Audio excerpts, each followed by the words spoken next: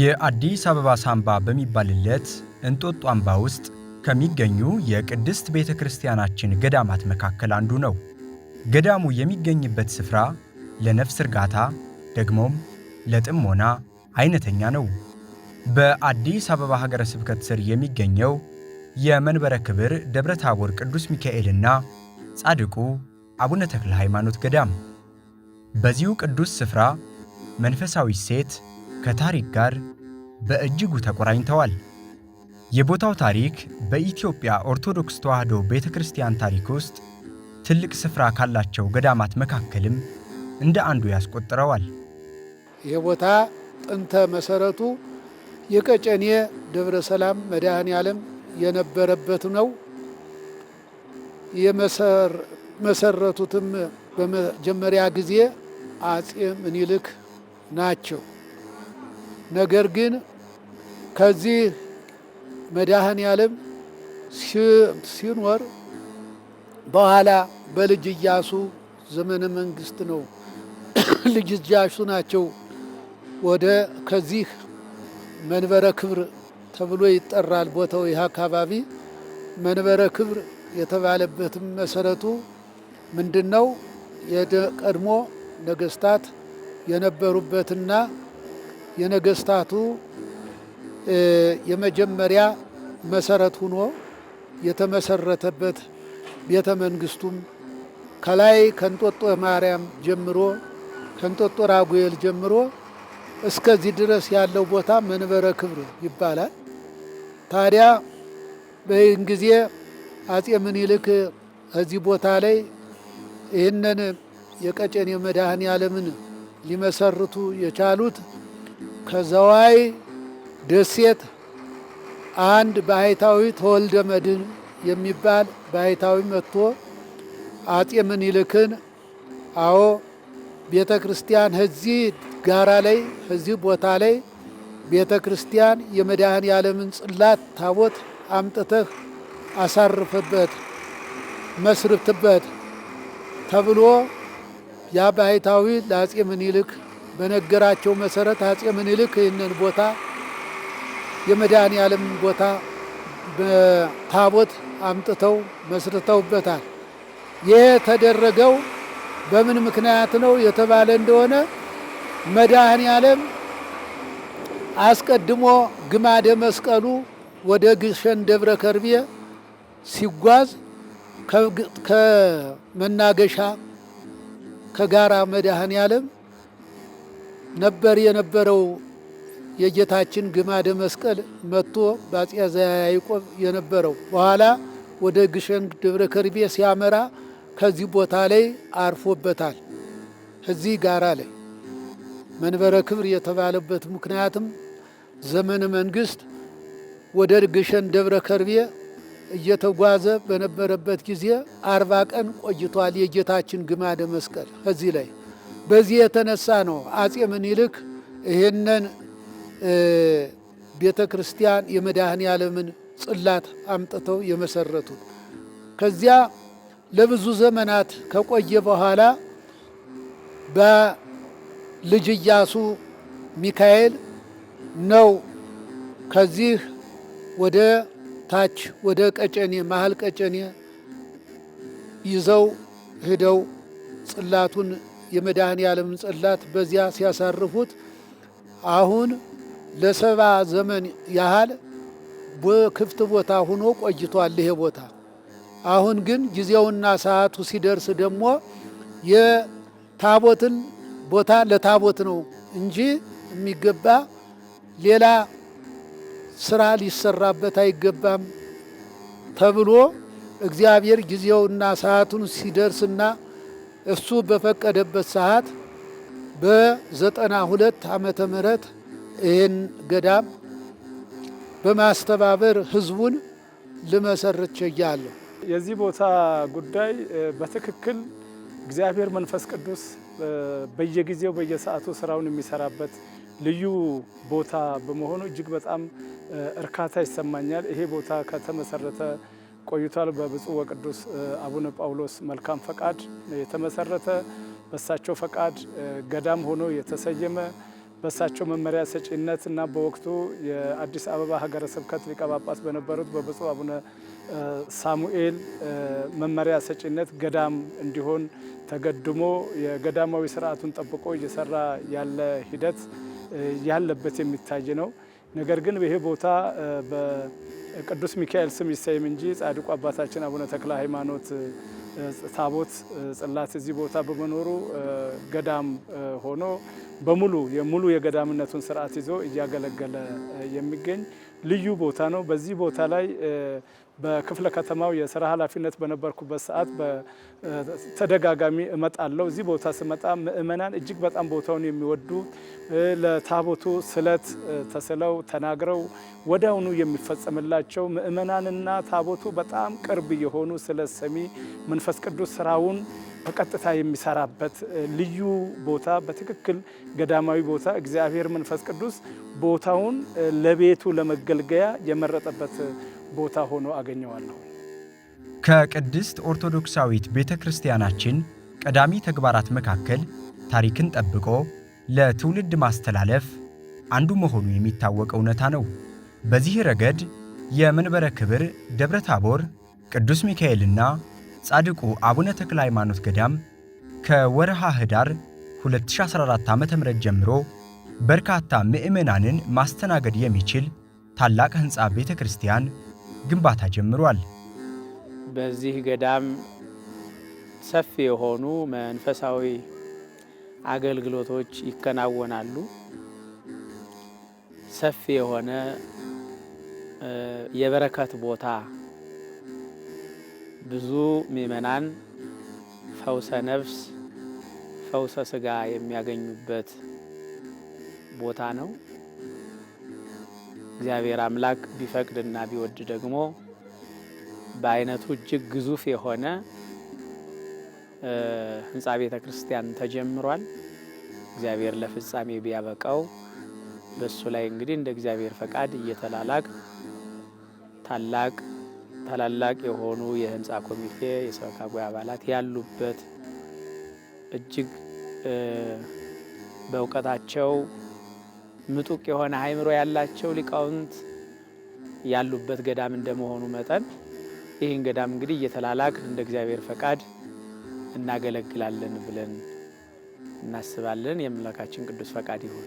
አዲስ ህንፃ እንዲሰራ ያስፈለገበት ምክንያት የበፊቱ ጠበብ ያለ ቤተክርስቲያን ነበርና ምእመናን እዚያ አካባቢ እየበዛ ሲመጣና ቤተክርስቲያኑ እየተለመደ ሲመጣ የህንፃው አስፈላጊነት እውን ሆነና ወደዚህ ደረጃ እርምጃ ወሰደ።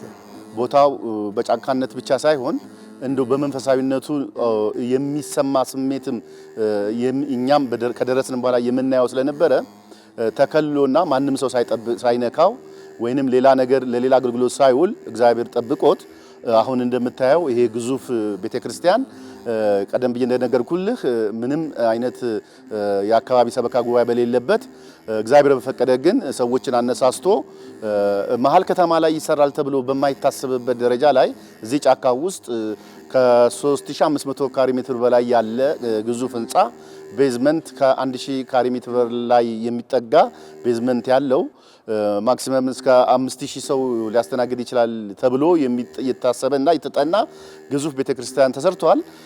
እንዴት ሊሰራ ተቻለ ስትለኝ እውነት እግዚአብሔር ነው የሚያውቀው እንጂ በሰው ህሊና የሚታወቅ አይደለም። እኛ ይሄን ህንፃ ቤተክርስቲያን ስንመሰርትና እንሰራለን ብለን ስናስብ በበጀት ደረጃ ከ10 ብር እንኳን በጀት የለም ነበረ። ነገር ግን እግዚአብሔር ያውቃል። እኛም ደግሞ ካለን አስራት በኩራታችን ላይ አውጥተን ይሄን ቤተክርስቲያን መመስረት መጀመር አለብን በሚል ጽኑ እምነት እኛም ይሄን ቤተክርስቲያን ከራሳችን ብር አውጥተን ኮሚቴዎች መሰረት ነው መቀኞን ጀመርን። ብፁዕ አባታችን ባተገኙበት ይሄ ቤተክርስቲያን መሰረት ድንጋይ ተጣለ። ከተጣለ በኋላ ግን ይሄ ህብረተሰብ እንዲያዋጣ ቀሰቀስ ነው። እንዳልኩህ ብዙ ምእመን ካለመኖሯና አንጻር የሚያስፈራ ግዙፍ ቤተክርስቲያን ስንጀምር እንግዲህ እኛ እንደ ሰውኛ ትንሽ ሰግተን ነበር። ግን እኛ ከሰራ ነው በላይ እግዚአብሔር በሚያውቀው መንፈስ ቅዱስ በሚያውቅ ቤተክርስቲያኑ ይሄ ነው በማይባል ደረጃ ዛሬ ከ100 ሚሊዮን ብር በላይ የፈጀ ግንባታ ተገንብቷል። አሁን እዚህ ላይ ደረጃ ደርሷል። እዚህ ቦታ ላይ የህንፃ አሰሪ ኮሚቴ በደንቡ መሰረት የተቋቋመ ቢሆንም የህንፃ አሰሪ ኮሚቴ አውደ ምሕረት ላይ ቆሞ ምእመናንን ብረት እርዱን፣ ሲሚንቶ እርዱን፣ ይሄንን አድርጉልን የሚል ጥያቄ አያቀርቡም። የሥራ አፈጻጸም ሪፖርት ብቻ ነው የሚያቀርቡት። ከዛ በኋላ ማቴሪያል በራሱ ጊዜ እዚህ ቦታ ይወርዳል። ምእመናን ያመጣሉ ብረቱንም፣ ሲሚንቶንም፣ አሸዋውንም። ከሪፖርቱም ባለፈ የህንፃ አሰሪ ኮሚቴ የሚናገሩትን ሪፖርትና እዚህ ጋር የሚገነቡትን የህንፃ አሰራር አፈጻጸምን ተመሳሳይ በሚሆን ምእመናን በደስታ ነው። አሁን እንኳን እዚህ ቦታ ላይ ሆነን አንድ ሲኖትራክ ሲሚንቶ በዛሬ ቀን ሲወርድ አይተናል። ዛሬ እንኳን ይህ የሆነበት ምክንያት ምእመናን ነው። እንግዲህ ግንኙነታቸው ከህንፃ አሰሪ ኮሚቴ ወይም ከሌላ አካል ሳይሆን ከሊቀ መላኩ ጋር እየተገናኙ የሚሰራበት ቦታ ነው።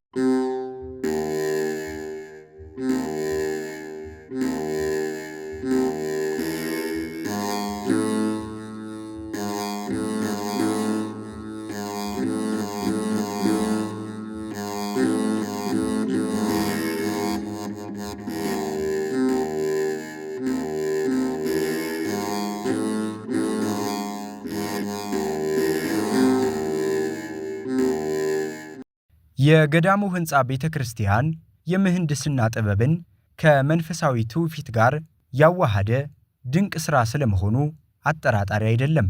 ከታች ከመሠረቱ ጀምሮ እስከ ላይኛው ጉልላት ድረስ የኢትዮጵያ ኦርቶዶክስ ተዋሕዶ ቤተክርስቲያንን ቀኖናና ትውፊት የጠበቀ ነው። ጽንሰ ሐሳቡ የተነሳንበት ጽንሰ ሐሳብ ምንድነው? መስቀል ቅርጽንና መሶበ ቅርጽን አንድ ላይ በማዋሃድ ነው የተነሳ ነው። ዲዛይኑ ከመጀመሪያው ስንጀምር ማለት ነው። ከላይ ከአውሮፕላን ላይ ሆነን ወይም ደግሞ ከላይ ስናየው ይሄ ቤተክርስቲያን ላይ መስቀል ተጋርሞ ወይም ደግሞ የመስቀል ቅርጽን እናያለን። ከጎን በኩል ደግሞ ስናየው መሶበ ቅርጽን እናየዋለን ማለት ነው። ይሄም ደግሞ በቤተክርስቲያን ብዙ ሚስጥሮች አሉ። አንድ ምሳሌነቱም አለው። ያው መሶበ ቅርጽ የእመቤታችን ምሳሌ ስለሆነ ማለት ነውና ቤተክርስቲያናችን ያረፈው 3500 ካሬ ላይ ነው ያረፈው። ይሄ ቤተክርስቲያን 3500 ካሬ ላይ ሲያልፍ ከቦታው አቀማመጥ አኳያ ተዳፋት ስለሆነ የግዴታ ቤዝመንት መውጣት ስላለበት ቤዝመንት አለው። ይሄ ቤተክርስቲያን ቤዝመንቱ ለተለያዩ አገልግሎት ነው የሚውሉት።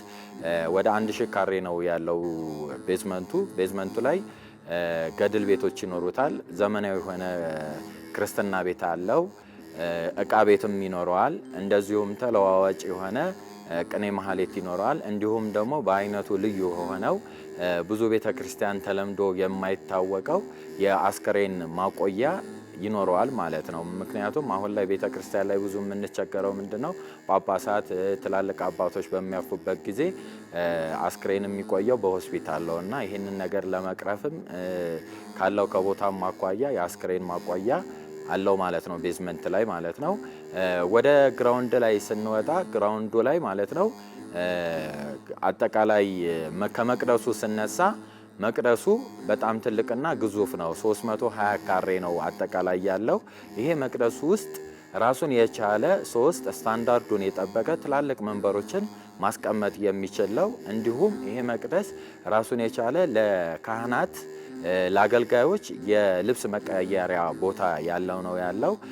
ወደ ቅድስቱ ደግሞ ስንመጣ ከቤተ ክርስቲያናዊ አሰራር መቅደስ ቅድስት ቅኔ ማህሌት ነውና ቅድስቱ ላይ ስንመጣ ይህም ቅድስቱ መሀል ላይ የምናየው ትላልቅ ዶሙን ወይም ደግሞ ዋናውን ዶም የሚሸከሙ ቅድስቱ የሚያርፍበት ቦታ ላይ ነው። እሱም ወደ 600 ካሬ አካባቢ ነው የሚይዘው።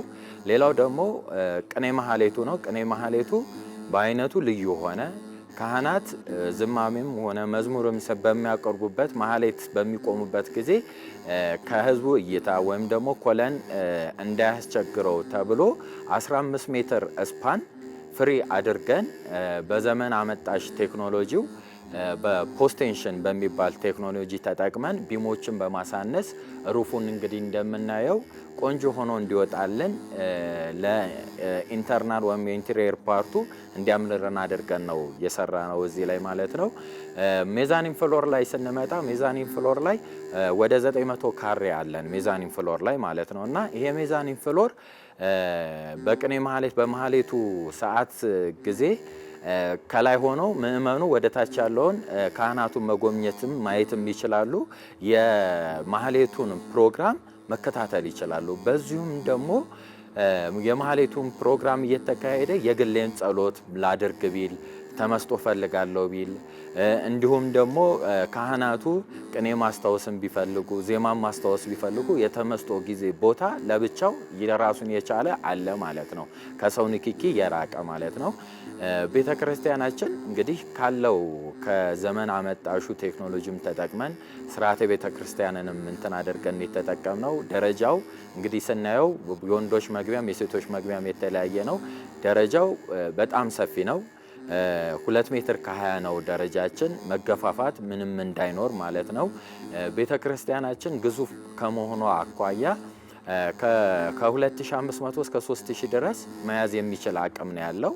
እንግዲህ በተለያየ ትልቅ በዓል በሚሆንበት ሰዓት ደግሞ ብዙ ነገር መያዝ ይችላል። በረንዳችን ዙሪያውን መዞሪያው 4 ሜትር ነው በረንዳችን ማለት ነው። እና ይሄ 4 ሜትር የሆነበት ምክንያት ምንድነው? ታቦተ ሕግ በሚወጣበት ጊዜ ሳይጨናነቅ ካህናቱም ሰንበት ተማሪውም በአግባቡ አገልግሎታቸውን እንዲፈጽሙ ያደርጋል ማለት ነው።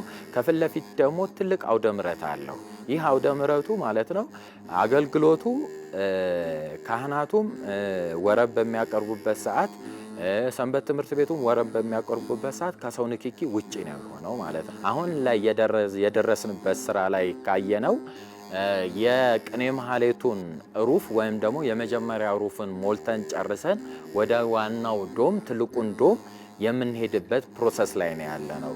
ይህ ዋናው ዶም ከስር ሆነን ከቅድስቱ ሆነን ወደ ላይ ስናየው አንድ ዶም ይመስላል እንጂ ከጎን ጎኑ የተለያዩ ትናንሽ ዶሞች ተለጥፈውበት ከላይ ከስር ወደ ላይ በምናይበት ሰዓት የአበባ ቅርጽ ነው የሚያሳየን። የአበባ ቅርጽ ደግሞ በቤተ ክርስቲያናችን እመቤታችን ምሳሌ ነው። ያንን ምሳሌነትን ትውፊቱን እንዲጠብቅ አድርገን ነው እንትን ያደረግነው። ዶሙ ከመሬት ሆነን ወደ ላይ ዶሙ ማለቂያው ድረስ 39 ሜትር ነው ሙሉ ለሙሉ እንትን የሚለው። ከዶሙ በኋላም ደግሞ ከሱ በላይ ምን እናስቀምጣለን? በቤተ ክርስቲያናችን ስርዓት መሰረት የሰጎን ቅርጽ ያለው ጉልላት እናስቀምጣለን። እሱ ከሱ በላይ ደግሞ መስቀል ይኖራል ማለት ነው። በአጠቃላይ የቤተ ክርስቲያናችን ቁመት 57 ሜትር አካባቢ ነው የሚሆነው ማለት ነው። በዚህ ገዳም የሚከናወነው የልማት ሥራ ከህንፃ ቤተ ክርስቲያንም ተሻግሮ መጋቢት 12 ቀን 2018 ዓ.ም ሌላ ታሪካዊ ምዕራፍ ተከፍቷል። በብፁዕ አቡነ ሳዊሮስ የቴክሳስና አካባቢው ሀገረ ስብከት ሊቀ ጳጳስ አማካኝነት የሰንበት ትምህርት ቤት መማሪያ ህንፃ የመሰረት ድንጋይ ተቀምጧል። ይህ የሰንበት ትምህርት ቤት መማሪያ ህንፃ ሲጠናቀቅ የሰው ልጆችን በስነ ምግባር ኮትኩቶ ለቅድስት ቤተ ክርስቲያንና ለሀገር ኩራት የሚያበቃ ታላቅ የትምህርት ማዕከል ይሆናል ተብሎ ይጠበቃል።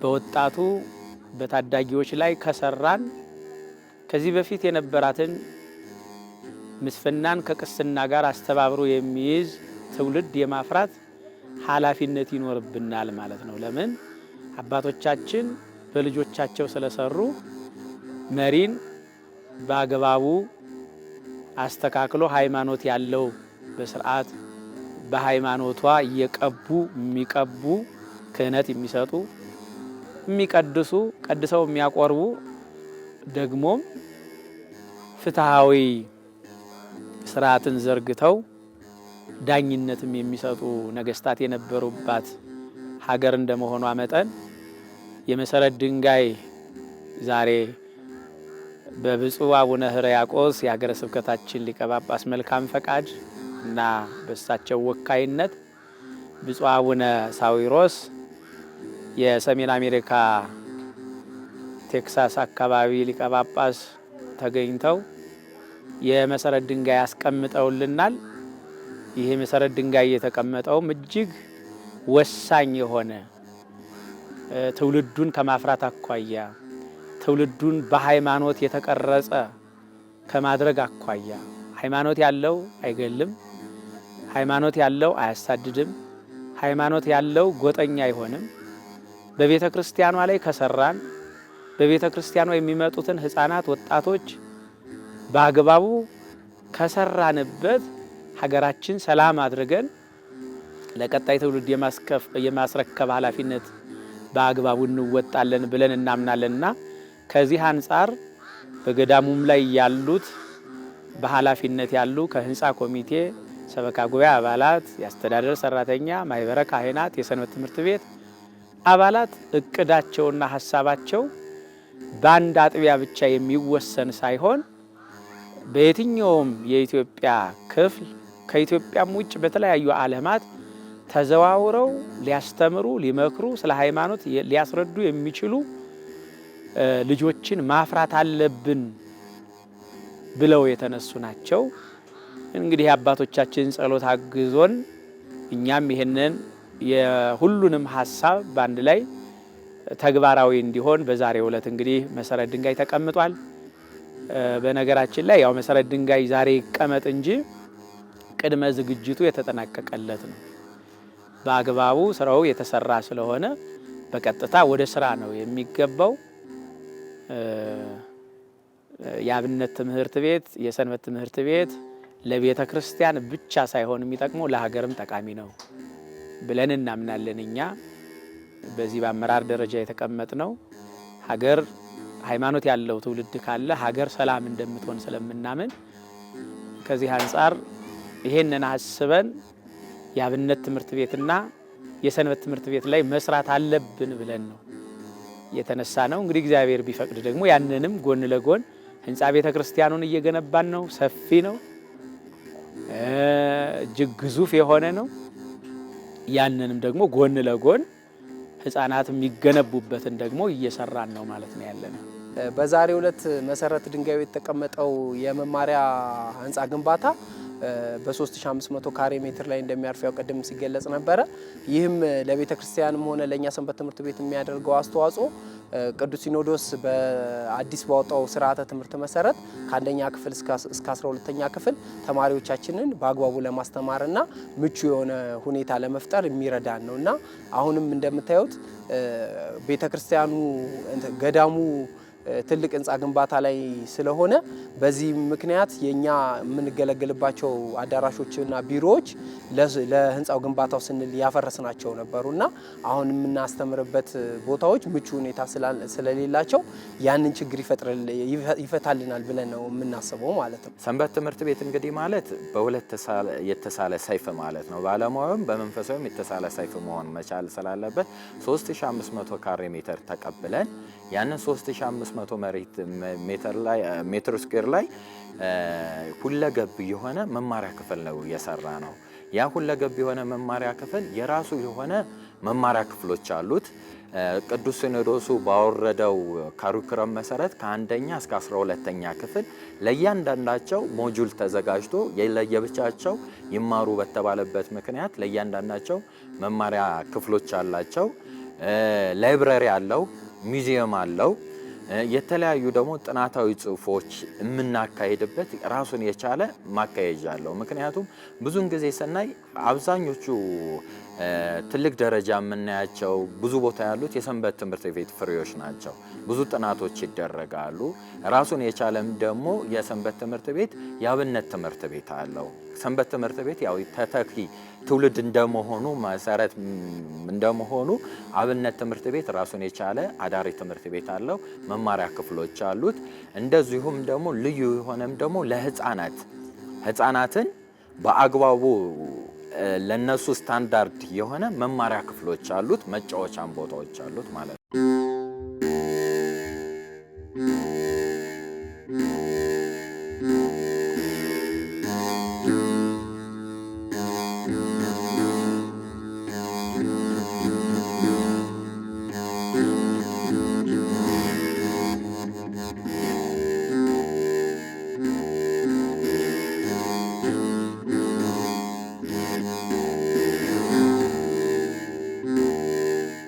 የእንጦጦው መንበረ ክብር ደብረ ታቦር ቅዱስ ሚካኤልና ጻድቁ አቡነ ተክለ ሃይማኖት ገዳም ዛሬም እንደ ትናንቱ በረከትን ያድላል።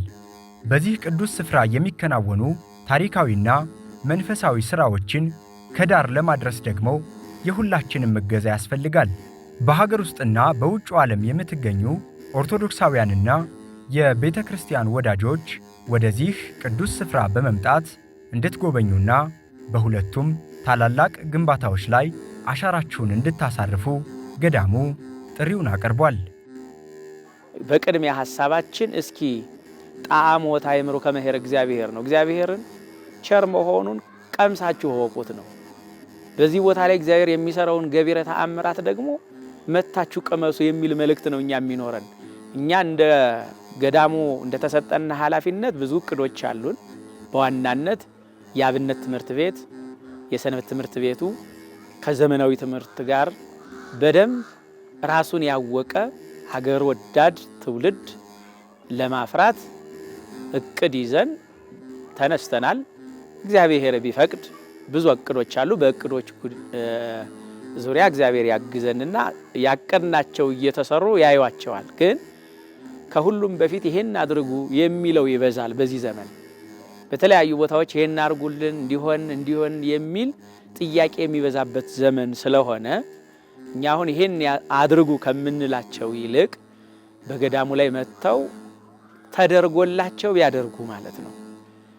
ሆኖላቸው አንዳንድ ጊዜ እግዚአብሔርን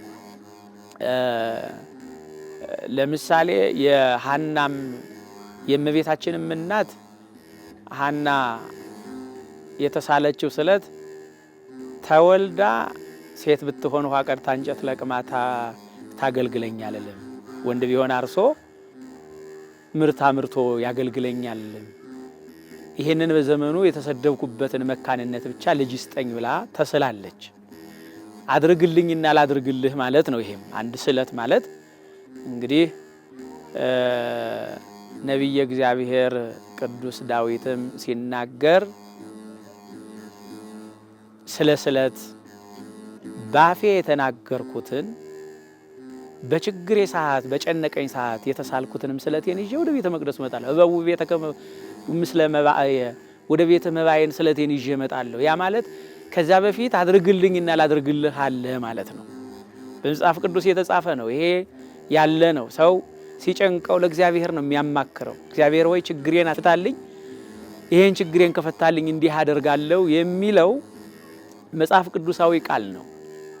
አባቶቻችንም ሲጠቀሙበት የነበረ ነው። ስለዚህ ስለሆነላቸው ነው። እንግዲህ ሲሆንላቸው በውብ የተከምስለ መባየ ያኔ በችግር ባፌ የተናገርኩትን በችግሬ ሰዓት የተሳልኩትን ስለቴን ይዤ ወደ ቤተ መቅደስ እመጣለሁ የሚሉ ከቤተ መቅደሱ ጸሎት ሲያደርጉ ይሄን ችግሬን ፍታልኝና ይሄንን ይዤ እመጣለሁ ብለው ተስለው ነው ማለት ነው። ስለዚህ እኛ ይሄን አድርጉ እንደዚህ ስሩ ብለን ከምንላቸው በቅድሚያ መቼም በዓለም ላይ ሲኖሩ ችግር የሌለበት የለምና ካለባቸው ችግር እንዲላቀቁ በቦታው መጥተው ጸሎት እንዲያደርሱ ነው የቅድሚያ ከሁሉም በፊት ግብዣችን ማለት ነው። እኛ ያቀርናቸው ስራዎች እንዳሉ ናቸው። እግዚአብሔር ይሰራቸዋል ብለን ነው ያመንነው። እኛ ማሰብ ብቻ ነው፣ እግዚአብሔር ይፈጽማል። ስለዚህ አሁን በቅድሚያ ጥሪያችን ገዳሙን ወቁት ነው። በገዳሙ መጥታችሁ የተቋጠረ ችግራችሁ ይፈታ ነው። ከዚህ በኋላ ደግሞ እነሱ ሲፈታላቸውና ደስተኛ ሲሆኑ የጀመርናቸውንና ያሰብናቸውን ዓለም አቀፋዊ ሐሳብ ነው። ኢትዮጵያ ብቻ አይደለም የምትጠቀመው። በዓለም ላይ መልካም ሰው ሲኖር የመልካሙ ሰው ጸሎት ለዓለም ይተርፋል። የመልካሙ ሰው መልካም አስተሳሰብ ዕውቀቱ ለዓለም ይተርፋል። ስለዚህ መልካም የሚያስቡ ወጣቶችን መልካም የሚያስቡ የቤተ ክርስቲያን ልጆችን ሃይማኖት ያላቸው የኢትዮጵያ ልጆችን ማፍራት ነው ዓላማው ማለት ነው። ስለዚህ በዚያ ላይ የሚሳተፉ ይሆናሉ። ለጊዜው ግን እኛ ጥሪያችን የሚሆነው ገዳሙን ወቁት የሚል መልእክት ነው የሚኖረን ማለት ነው። ምእመናኑ ምንድነው እስካሁን ድረስ ከጎናችን በመሆን የሚያደርግልን ማንኛውንም የማቴሪያልም ሆነ የገንዘብ እርዳታ ቀጣይ እንዳይለየንና አሁንም ጥረቱን በዛ አድርጎ ደብሩ እስከ መጨረሻው ህንጻ ቤተ ክርስቲያኑ እንዲደርስ የበኩሉን አስተዋጽኦ እንዲያደርግ በዛ አጋጣሚ መልእክቱን አስተላልፋለሁ። ህንጻ ቤተ ክርስቲያኑ እውን ሆኗል። የበለጠ እንዲያልቅና እውን እንዲሆንና ምእመናኑም የጀመረውን ነገር ጨርሶ እንዲደሰት እኛም ልፋታችንን እግዚአብሔር እንዲቆጥርልን ትብብር ያስፈልገዋል። ስለዚህ በዚሁ በተጀመረው የምእመናኑ ጥረት መቀጠል መቻል አለበት። ክቡር አባቶቻችንም ጸሎታቸውን ማቋረጥ የለባቸውም። በጸሎታችን እንደረዱን ሁሉ ሁሉንም ነገር እግዚአብሔር መላኩ አሳክቶልን ህንፃውን ጨርሰን ሁላችንም ለመመራረቅ ያብቃን ብዬ አስባለሁ። እንደ ጉለሌ አራዳ ክፍላተ ከተማ በየትኛውም መንገድ በየትኛውም አቅጣጫ የሚያስፈልገውን ሁሉ እርዳታ ለማድረግ ብቻ ሳይሆን መተንም ለማገልገል አብረንም ደግሞ ሲሚንቶውን ለማቡካት ዝግጁ ነን። ታሪክ በሚሰራበት ቦታ ሁሉ እኛም የራሳችንን የእጆቻችንን አሻራ ለማኖር ትውልድ እንዲያስታውሰን እንፈልጋለን። ይህን ሁሉ የኢትዮጵያ ኦርቶዶክስ ተዋሕዶ ቤተክርስቲያን አማኝ የሆኑት ሁሉ ይፈልጉታል። ቃሉን የተረዱ የኦርቶዶክስን ተዋሕዶ ሃይማኖታቸውን የተረዱ ያነበቡ ሰዎች ሁሉ የሚፈልጉት ነውና እኛም ከጎናችሁ ሆነን አሻራችንን ለማስቀመጥ በሌላው መንገድ በአስተዳደሩም ለመራዳት ዝግጁ ነን። በዚሁም ቃል እንገባለን።